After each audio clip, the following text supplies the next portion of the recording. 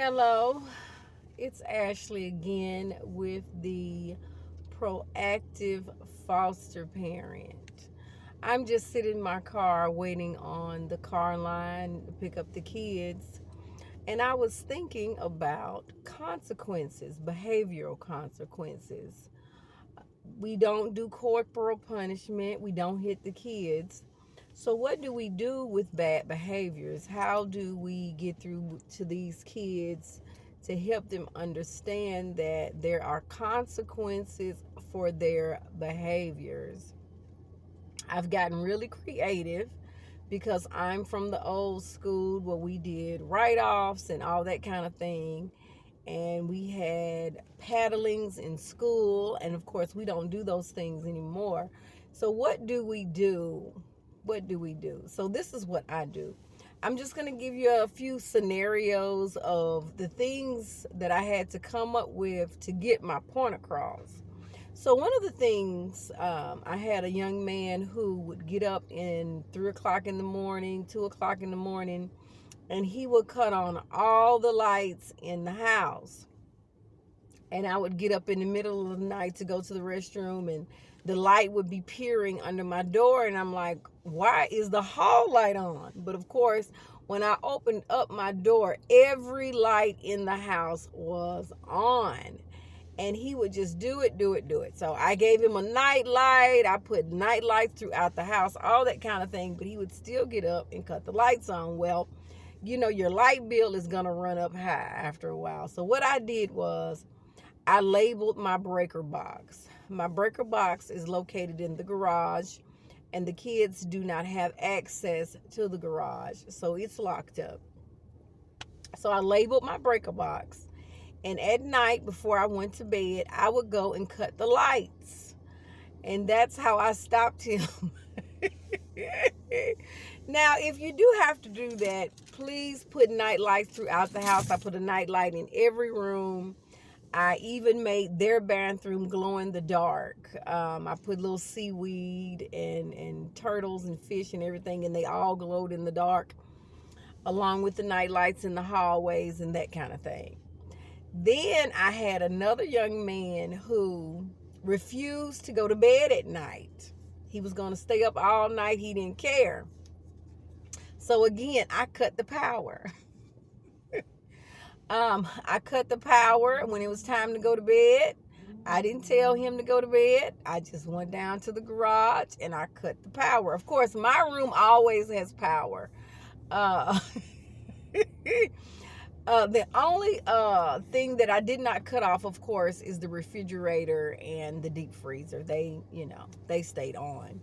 But as far as lights go, I cut the power. Now, if he would cuss sometime and go off and all that kind of thing, so then I would cut the plugs, except for the refrigerator, of course. Because when you cut the plugs, they can't charge their devices. They can't charge the phone. They can't charge the laptop. So I cut that, and I said, well, you have anything else to say? I can get real creative. And then that's what made him go to bed. And of course the kids are going to report you, but that's not against the law. You can do those types of things. As long as nobody's getting harmed or whatever, you can do those types of things. But that's how I got him to go to bed. And that's how I got the other young man to stop cutting. Now, they were in my homes at different times, but cutting the power just helped. It just really helped. And then what about if they get suspended at school? What's the punishment? Well, we can't have fun at home if you're getting suspended at school. So my husband is retired. So if I'm going to not let it, no electronics. Let's say the punishment is no electronics. Well, I don't take the electronics. I would either, because that's a fight. That's why I don't take it. That's aggressiveness.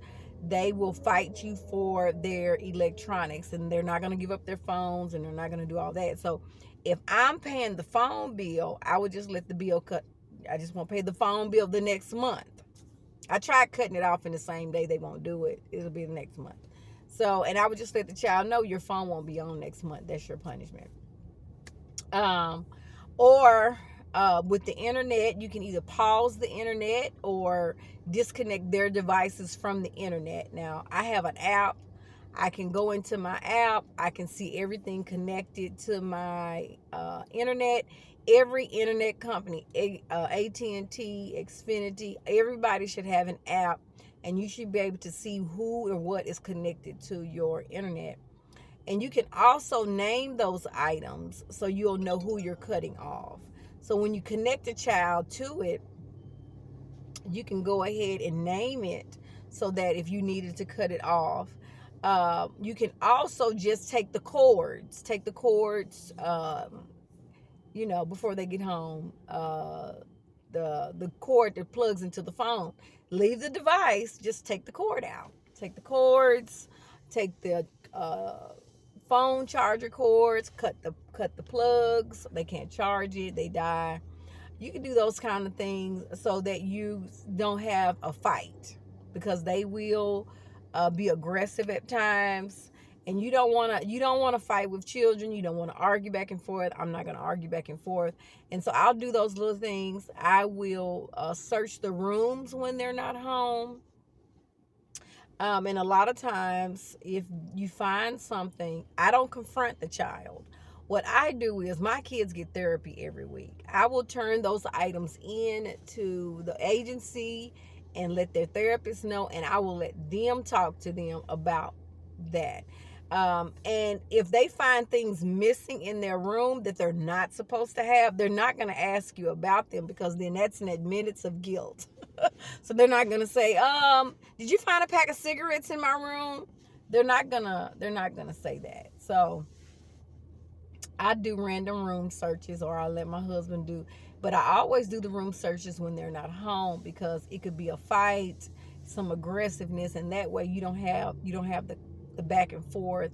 And as an adult, I don't like to do the back and forth. I'm not going to argue with a child and all that. So I do wait till they're not home to do those types of things. Well, that's it. If you have any questions on what you can do that's creative. Oh, let's say they're pretending to be sick. This is the last one. I've had a couple, I'm sick, I don't feel good, blah, blah, blah. Well, while they're sick at home, there's no television, there's no electronics. They eat soup all day. They don't get sick anymore. It's amazing. You'll be surprised. So if you think they're faking sick or they're pretending, do not let being at home sick or suspended be a fun time. Okay? Just remember that, and I promise you they'll stay well and they'll love to go to school. Okay? Well, this has been your proactive foster parent. I hope some of those suggestions help. Again, I have older kids. Smaller kids are, you can do the time out and those type of things. But for older kids, time out doesn't work. Reward systems don't work for me. But if you can keep up with those charts and do those types of things, great. This has been your proactive foster parent. Join me next time. Like and subscribe.